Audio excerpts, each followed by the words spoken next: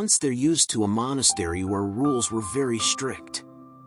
One rule was not to speak even a word. All monks in monastery adhered to this rule.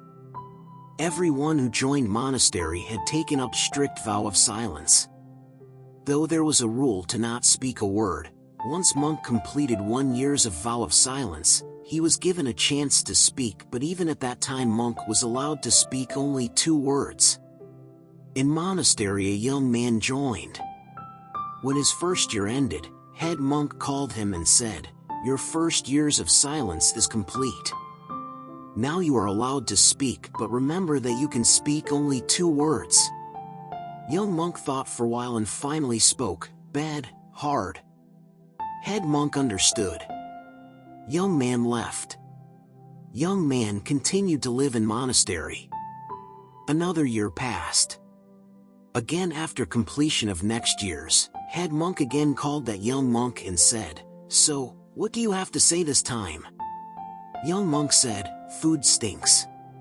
Young man still continued to live in that monastery. Again another year passed. Again head monk asked, "What are your 2 words this time?" "I quit," exclaimed young monk. Head monk thought and said, "Well, I can see why." Head monk of the monastery said, "Good, anyway all you have been doing these 3 years was nothing but complaining." Moral: if you complain, you will never be able to see finish line and will quit even before you get there.